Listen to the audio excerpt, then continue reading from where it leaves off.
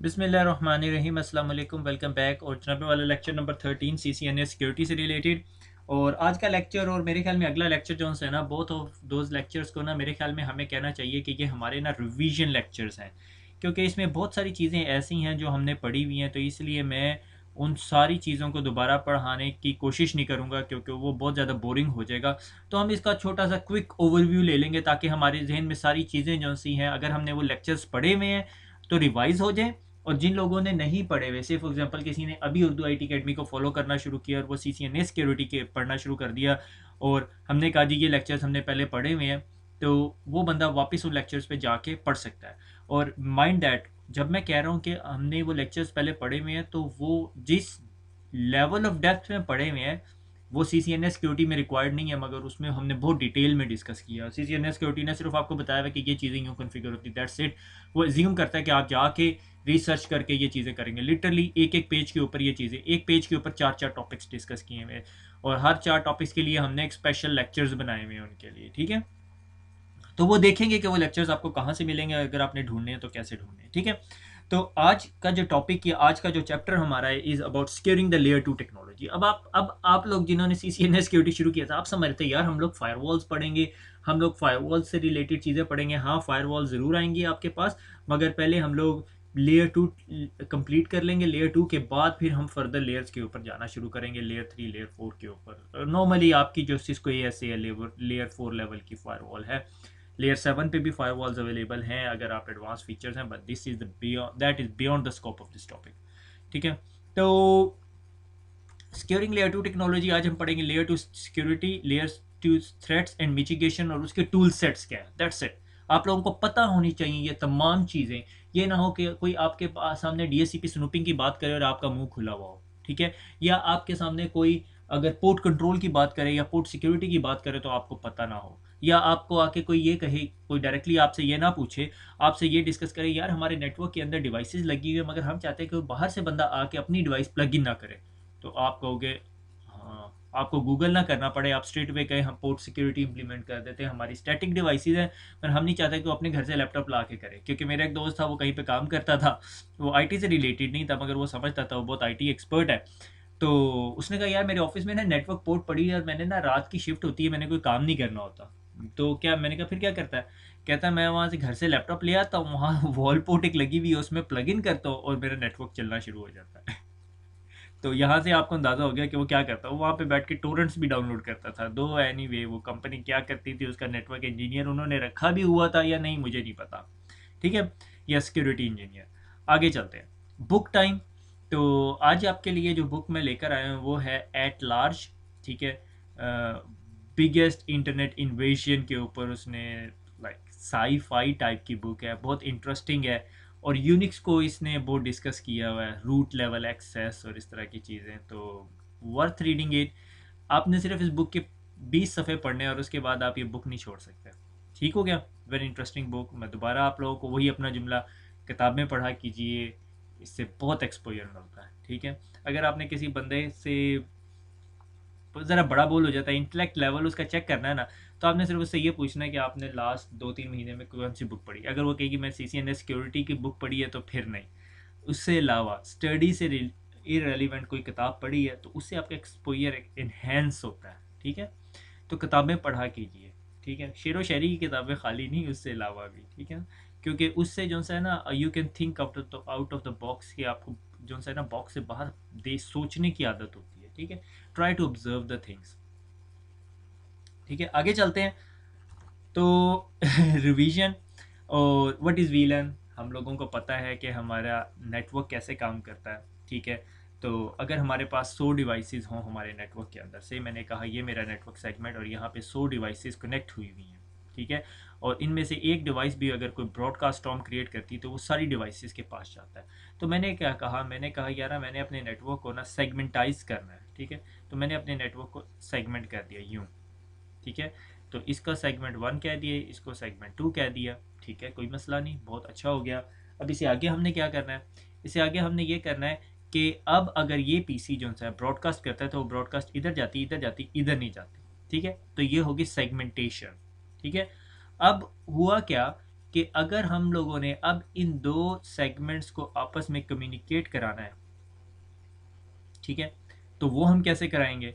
ठीक है, उसके लिए हम इंटर वीलन राउटिंग का कॉन्सेप्ट यूज़ करेंगे कि उसके बीच में एक लेयर 3 डिवाइस होगी और उसके ऊपर लेयर 3 इंटरफेसेस बने हुए होंगे, और इन चीज़ों के अंदर एक सबसे इंपॉर्टेंट चीज़ जो सी होगी वो क्या होगी? IP default gateway. ठीक है, तो इस तमाम सबनेट का डिफ़ॉल्ट गेटवे ये इंटरफेस होगा, इन तमाम सबनेट्स का डिफ़ॉल्ट गेटवे ये इंटरफेस होगा, और ये फिर आपस में एक दूसरे की ट्रैफिक ट्रेवल करवा रहे होंगे। ठीक हो गया। फिर आ जाता है इसके अंदर एक कॉन्सेप्ट इस ट्रंकिंग का। ट्रंकिंग क्या होती है कि अगर मैंने कहा मेरे पास ये एक स्विच लगा हुआ है और फिर यहाँ पे एक स्विच लगा हुआ है, और इस स्विच पे कुछ यूज़र वीलन 10 के हैं, कुछ लोग यूज़र जो से वीलन 20 के हैं, कुछ यूज़र्स वीलन 20 के हैं, कुछ यूज़र वीलन 10 के हैं। जब वीलन 10 से ट्रैफिक इस पोर्ट के अंदर जाएगी जो हमारी ट्रंक पोर्ट है, ठीक है, तो इस रिसीविंग स्विच को कैसे पता चलेगा ये ट्रैफिक वीलन 10 से आई है? तो उसके अंदर हमने डिस्कस किया, अगर आप CCNA के लेक्चर पढ़ें तो हमने एक टैगिंग की प्लेस देखी थी, उसके अंदर हमने टैग लगाया होगा वीलन 10 का।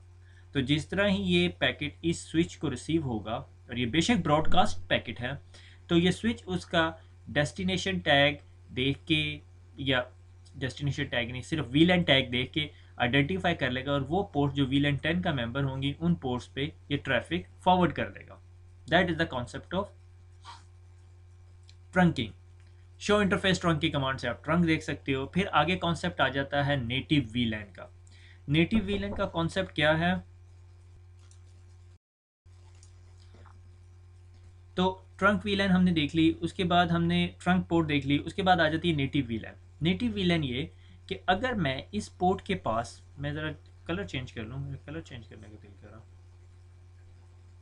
अगर मैं इस पोर्ट के पास एक पैकेट भेजूँ, ठीक है, इस ट्रंक पे एक पैकेट भेजूँ, ये पैकेट यहाँ से यहाँ ट्रेवल हो, और जिस तरह ये ट्रंक के डेस्टिनेशन ट्रंक पे पहुंचे, डेस्टिनेशन स्विच पे पहुंचे, वो उस पैकेट को ओपन करे और उसमें कोई टैग इन्फॉर्मेशन ना हो, यानी 802.1 का क्यू का या वीलैन टैग ना लगा हुआ हो, तो वो क्या करेगी? इस स्विच पे एक वीलैन होगी which is called, a concept is called native वीलैन। ठीक है, अगर इस किसी भी स्विच के पास कोई ऐसा पैकेट पहुंचता है जिसमें वीलैन का टैग डिफाइन नहीं हुआ होता, तो वो उस पैकेट को उठा के अपनी नेटिव वीलैन में फॉरवर्ड कर देती है। बाय डिफ़ॉल्ट हमारे पास जो वीलैन 1 होती है वो आपकी नेटिव वीलैन होती है। सिक्योरिटी रिकमेंडेशंस ये कहती हैं कि आप जो से नेटिव वीलैन जो सी हैं वो चेंज करें फ्रॉम अ वीलन 1। मेरी रिकमेंडेशन ये कि नेटिव वीलन यूज़ ही ना करें, डिसेबल कर दें। ठीक है, क्योंकि ये concept of changing the native VLAN बहुत पुराना कॉन्सेप्ट है कि बैकवर्ड कंपेटिबिलिटी। जब आपको पता है कि आपका नेटवर्क लेटेस्ट है, अप टू डेटेड है, तो आपको इस तरह की चीज़ों के बारे में परेशान होने की ज़रूरत नहीं है।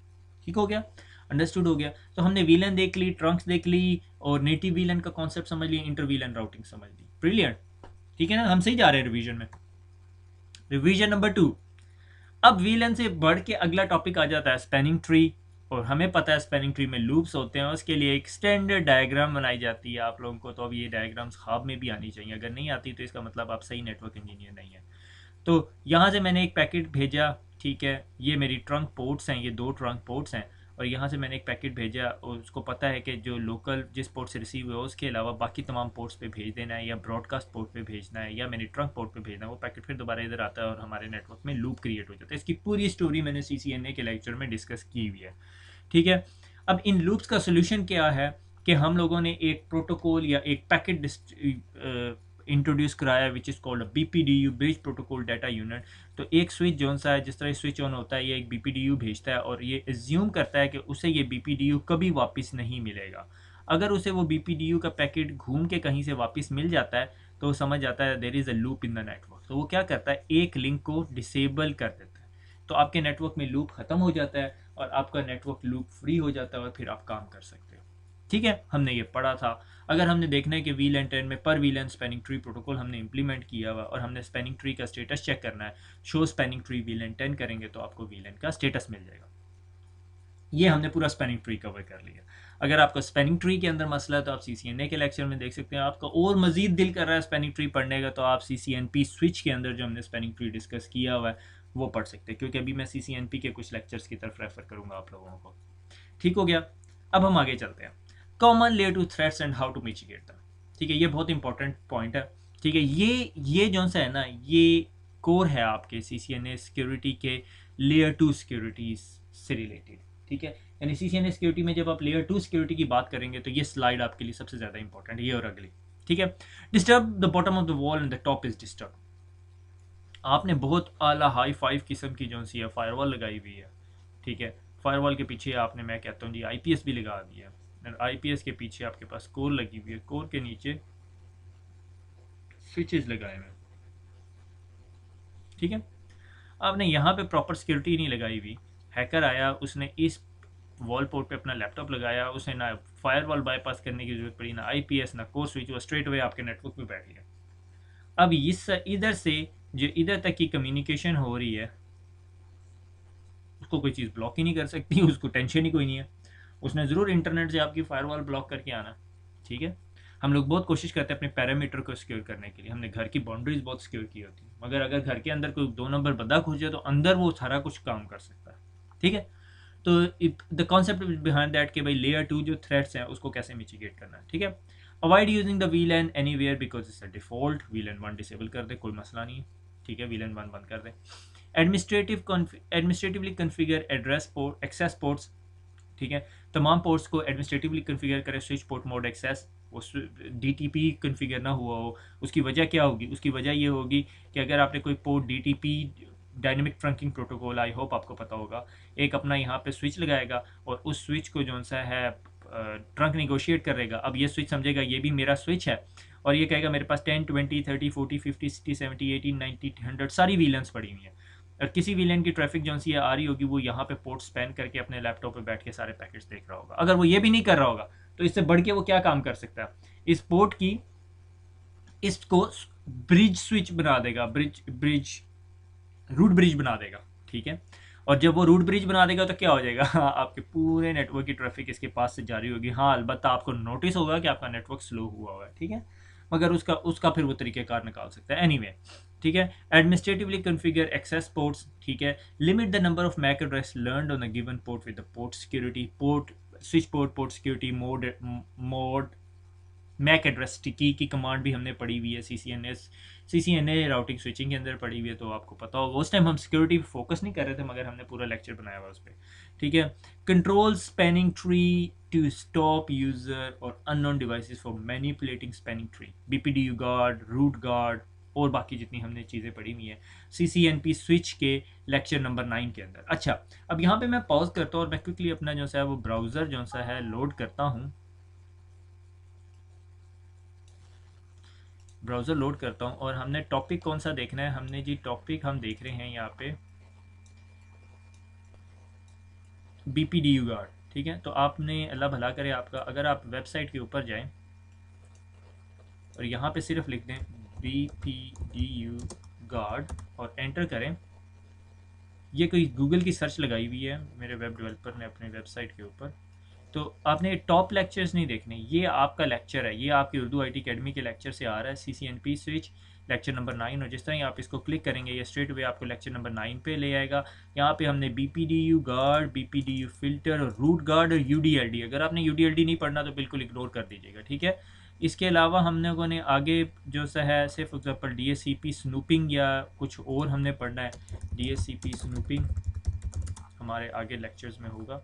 तो ये जनाबे वाला लेक्चर नंबर 19 है स्विचिंग का, आप इसको क्लिक करेंगे और ये आप स्ट्रेट अवे इस लेक्चर में आ जाएंगे। ठीक है, तो ये सर्च फीचर है, आई होप आप लोगों को सबको पता होगा, अगर नहीं पता तो ये मैंने दोबारा बता दिया। ठीक है, वापस अपनी स्लाइड पे आ जाते हैं। अच्छा, तो ये BPDU गार्ड्स का आप लेक्चर जो है लेक्चर नंबर 9 से पढ़ सकते हो। फिर उसके बाद आगे आ जाता है टर्न ऑफ CDP, अगर आप CDP डिसेबल करना चाहते हो। मैं पर्सनली CDP डिसेबल नहीं करता किसी नेटवर्क के अंदर क्योंकि वो बहुत ज़्यादा ट्रबल शूटिंग में काम करता है।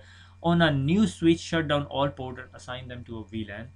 ठीक है, अनयूज्ड VLAN के अंदर कर दें और जब वो पोर्ट जब किसी ने यूज़ करनी हो तो वो दोबारा प्लग इन कर सकते हैं। अब इसके अंदर दो डिफरेंट अप्रोचेज़ है नेटवर्क एडमिनिस्ट्रेटर्स की। एक नेटवर्क एडमिनिस्ट्रेटर का सेट ये है कि वो डिसेबल कर देते हैं, अनयूज्ड पोर्ट को डिसेबल कर देते हैं। ठीक है, ये स्विच लगा हुआ है, ठीक है, और इसकी ये वाली पोर्ट अनयूज्ड है, इसे डिसेबल किया हुआ। अब होता क्या है, जब दूसरे एंड पे कोई बंदा कंप्यूटर लगाता है तो उसे पता चलता है ये नेटवर्क पोर्ट डिसेबल हुई हुई है। अब उसे ये नहीं पता ये पैच हुई हुई है या नहीं। ठीक है, एक अप्रोच ये है। दूसरी अप्रोच ये है कि मैंने एक अपने नेटवर्क के अंदर 999 अनयूज्ड वीलन बनाई हुई है और इसे उस अनयूज्ड वीलन का पार्ट बना दिया। उस वीलन को ना कोई आईपी एड्रेस मिलता है, ना कुछ मिलता है, कोई स्टोरी नहीं है, ठीक है। और जिस तरह वो इस पीसी को प्लग इन करता है तो मुझे पता चल जाता है वो इस पोर्ट पे प्लग इन हुआ है। मैं उसको कहता हूँ प्लग कर, तो मुझे पता चल जाएगा वो किस पोर्ट में प्लग इन हुआ है। आइडियली मेरी तमाम पोर्ट्स पैच हुई होनी चाहिए ताकि तमाम नेटवर्क पैच हुए, डिपेंडिंग आप किस किस्म के नेटवर्क में काम कर रहे हैं, ठीक है। बेस्ट प्रैक्टिस क्या है? Shut down all the ports, ठीक है। अनयूज जितनी पोर्ट्स हैं वो शट डाउन कर दें। आगे चलते हैं। लेयर 2 सिक्योरिटी टूल किट, ये जो सा है पूरी समरी है आपने जितना आज पढ़ना है या जितनी चीज़ें आपने पढ़ ली हैं, यानी नेक्स्ट वीक तक अगर आप ये मेरे 2 लेक्चर्स, वो और एक ये जो समरी लेक्चर है, ये तो 5 मिनट का लेक्चर होगा, ये पढ़ लें तो इसका मतलब आज आपने जो सा लेयर 2 सिक्योरिटी जो सी है वो कंप्लीट कर लिया, बल्कि ज़्यादा पढ़ लिया आपने, ठीक है। पोर्ट सिक्योरिटी क्या है? Limit the number of MAC addresses आपने कर दिए, मैक एड्रेसेस बेस्ड लिमिटेशन लगा दी, BPDU guard, BPDU filter, root guards लगा दिए, ठीक है। लेक्चर नंबर 9 है। डायनेमिक आर्प इंस्पेक्शन भी हमारे CCNA सिक्योरिटी के CCNP स्विच के लेक्चर के अंदर डायनेमिक आर्प के पूरा लेक्चर है। IP सोर्स गार्ड भी हमने उसमें डिस्कस किया हुआ है। Layer 3 information by the host कि कोई स्पूफ ना कर सके, ठीक है। 802.1x भी हमने डिस्कस किया हुआ है, फ्रेम ऑथेंटिकेशन, और इसको हम थोड़ा सा आगे जाके दोबारा डिस्कस करेंगे जब हम ACS सर्वर की लैब करेंगे। एक्चुअली आइडली आज का लेक्चर हमारा सिस्को ACS सर्वर का होना चाहिए था, मगर मुझे वो सर्वर सोर्स करने में इशू हो रहा है, ठीक है। तो जिस तरह वो अरेंज होता है तो फिर हम उसकी भी लैब करेंगे। फिर आगे आ जाता है DHCP स्नूपिंग के भाई कोई अपने हमारे नेटवर्क के अंदर एक डॉजी DHCP सर्वर लगा देता है और लोगों को IP एड्रेस देना शुरू कर देता है, और फिर वो जब IP एड्रेस देगा उसमें साथ डिफ़ॉल्ट गेटवे अपने रूटर का दे देगा, हमारे नेटवर्क के रूटर का नहीं दे देगा, तो इट्स अ मैसिव अटैक, ठीक है। तो वो हमारी फिर तमाम ट्रैफिक को कंट्रोल करता है। बज़ाहिर मेरा यूज़र गूगल खोल रहा है, उसका गूगल एक्सेस हो रहा है, कोई मसला नहीं हो रहा, ठीक है। फिर उसके बाद आ जाता है स्टॉर्म कंट्रोल। स्टॉर्म कंट्रोल के बारे में मैंने कभी नहीं बताया। स्टॉर्म कंट्रोल की अगली स्लाइड के ऊपर एक कमांड है, लिटरली एक कमांड है जो इंटरफेस पे लेवल पे होती है कि amount of broadcast multicast traffic कितनी हो। से फॉर एग्जांपल मेरे उस इंटरफेस की ट्रैफिक है 10 मैक्स और मैं चाहता हूँ ये 1 मैक्स से ज़्यादा कभी भी ब्रॉडकास्ट ना जनरेट करे। तो जिस टाइम वो 1 मैक्स से ज़्यादा होगा तो मैं उसके ऊपर फिल्टर लगा सकता हूँ कि उसको एरो डिसेबल कर दे, ठीक है। एक्सेस कंट्रोल लिस्ट क्या होती है आप सबको पता है। अगर आपको नहीं पता तो CCNA में पढ़ सकते हैं, मगर हम आगे जाके मजीद एक्सेस कंट्रोल लिस्ट पढ़ेंगे, क्योंकि CCNA सिक्योरिटी में अगर ACL नहीं पढ़ाई तो फिर कब पढ़ानी मैंने, ठीक है। तो आगे चलते हैं। स्टॉर्म कंट्रोल क्या, ये लास्ट स्लाइड है मेरे ख्याल में हमारे लेक्चर की, कि मैंने कहा स्टॉर्म कंट्रोल यहाँ पे आपके पास ब्रॉडकास्ट, मल्टीकास्ट और यूनिकास्ट के 3 ऑप्शन आएंगे, लेवल और 20 का मतलब है यानी मेरे जो इंटरफेस की बैंडविड्थ है वो गीगाबिट ईथरनेट है, तो यानी 200 मैग्स मैं जो सा हूँ ब्रॉडकास्ट जनरेट कर सकता हूँ, ठीक है। उस लेवल से ऊपर जाऊँगा तो फिर वो मुझे ब्लॉक कर देगा या एरर डिसेबल कर देगा स्टेट को, ठीक है। That is one of the important feature जो बहुत सारे लोग लगाते हैं, कुछ लोग नहीं लगाते क्योंकि वो ज़िंदगी मुश्किल में डाल देता है, मगर ये आप ज़रूर ट्राई कर सकते हैं। ये कोई इतना ऐसा फीचर नहीं है जो आपके लिए प्रॉब्लम करेगा। अगर कोई डिवाइस जो सी बहुत ज़्यादा ब्रॉडकास्ट जनरेट कर रही होगी ना, तो आपको वो सिजलॉक से अंदर मिल जाएगा। आई होप आप लोगों को सिजलॉक का पता है, क्योंकि हम लोग पहले सिजलॉक पढ़ चुके हैं, ठीक हो गया। तो आज हम लोगों ने VLAN पढ़ ली। आज हम लोगों ने VLAN के बाद क्या पढ़ा, हमने स्पैनिंग ट्री भी देख लिया, हमने स्पैनिंग ट्री के प्रॉब्लम्स भी देख लिए, और फिर हमने सिक्योरिटी टूल किट देख ली जिसमें BPDU गार्ड्स और बाकी तमाम काम करते हैं। तो ये हमारी जो सी आज लेयर 2 सिक्योरिटी समराइज होगी है। अगले लेक्चर में मुलाकात करते हैं जिसमें हमने IPv6 है, वो भी लेक्चर ऐसा सा ही होगा जिसके अंदर हमने IPv6 के बारे में डिस्कशन करनी है, जो हमने ऑलरेडी किया हुआ IPv6 पढ़ा हुआ बड़ी डिटेल के अंदर। मेरे ख्याल में उसमें using an IPv6 management plane हमने सिक्योर करना है। खुश रहें, दुआ में याद रखिएगा, फिर मुलाकात होगी। अल्लाह हाफिज़।